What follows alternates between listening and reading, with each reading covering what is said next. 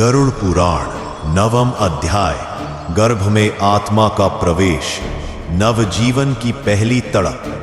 क्या आपने कभी सोचा है कि एक आत्मा जब मृत्यु के बाद दोबारा जन्म पाती है तो क्या वो सीधे एक नवजात शिशु बन जाती है?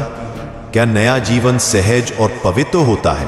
नहीं, गरुड़ पुराण कहता है नया जन्म कोई उत्सव नहीं, बल्कि आत्मा के लिए सबसे पहली और सबसे बड़ी सजा है। जब आत्मा अपने पुराने शरीर को त्याग देती है तो यमदूत उसे चित्रगुप्त के सामने लाते हैं। वहां हर कर्म का लेखा जोखा होता है। अगर कर्म इतने अच्छे होते हैं कि आत्मा को स्वर्ग मिले तो वह एक अलग मार्ग पर जाती है। अगर पाप भारी होते हैं तो आत्मा को नर्क में भेजा जाता है। लेकिन जिनके कर्म मिश्रित होते हैं उन्हें दोबारा मानव योनि में जन्म लेने का आदेश दिया जाता है। अब शुरू होती है पुनर्जन्म की सबसे भयानक प्रक्रिया, आत्मा का गर्भ में प्रवेश। गरुड़ पुराण कहता है जब आत्मा गर्भ में प्रवेश करती है तो वह 10 महीने तक उल्टा लटकी रहती है। मां के पेट के भीतर ना हवा होती है ना सूरज की किरण, चारों ओर सिर्फ अंधेरा, बदबू, रक्त और चिपचिपी नमी। आत्मा हर दिन वहां तड़पती है। हर पल उसे अपने पिछले जन्म के पाप याद आते हैं। वो पुकारती है, हे प्रभु मुझे क्षमा करो, मैं अब से अच्छे कर्म करूंगा, मैं किसी को दुख नहीं दूंगा, किसी का अपमान नहीं करूंगा, मुझे बस एक और मौका चाहिए। और यह सिलसिला चलता रहता है पूरे 9 महीने तक। आत्मा खुद से संकल्प करती है, वचन देती है, लेकिन जैसे ही वह जन्म लेकर इस संसार में कदम रखती है, माया की चकाचौंध उसकी स्मृति को हर लेती है।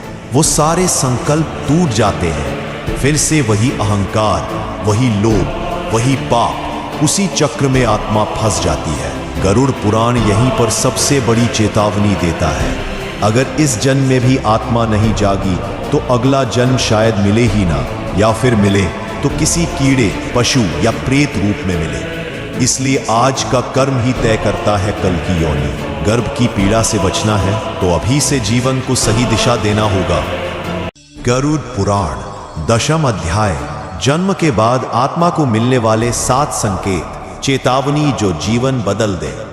अगर आप ये वीडियो देख रहे हैं तो समझ लीजिए आपकी आत्मा को जगाने का समय आ गया है, क्योंकि गरुड़ पुराण कहता है जन्म कोई शुरुआत नहीं बल्कि पिछले जीवन के कर्मों का हिसाब किताब है।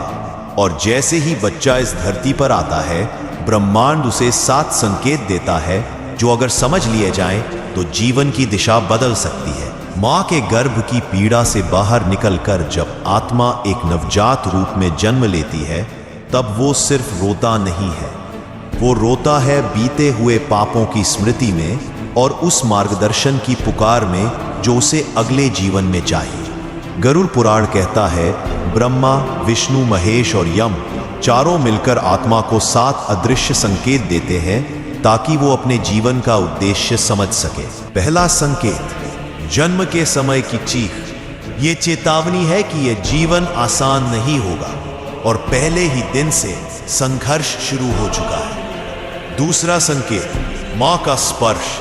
ये करुणा है जो बताती है कि इस जीवन में प्रेम के बिना मुक्ति असंभव है।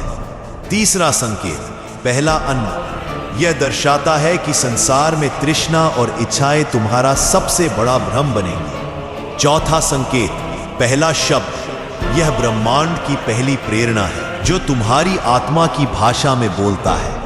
पांचवा संकेत, पहला दुख। एक स्मरण है कि यह संसार माया है और हर सुख की उम्र सीमित है। छठा संकेत, पहला सवाल। जब बालक प्रश्न करना शुरू करता है, ब्रह्मांड उसे खोज की राह दिखाता है। सातवां और अंतिम संकेत, आत्मा की पहली तड़प। जब बच्चा बिना कारण रोता है, वो रोता है उस सच्चाई के लिए जिसे उसने जन्म से पहले अनुभव किया था।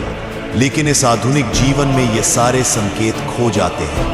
माता पिता उन्हें नजरअंदाज करते हैं, समाज उन्हें दबा देता है और अंत में आत्मा फिर से भूल जाती है कि वो कौन थी, क्यों आई थी और कहाँ वापस जानी है। गरुड़ पुराण कहता है जो इन 7 संकेतों को पहचान गया उसका जीवन पुण्य बन गया, और जो उन्हें नजरअंदाज कर गया वो फिर उसी जन्म मरण के चक्र में उलझ गया।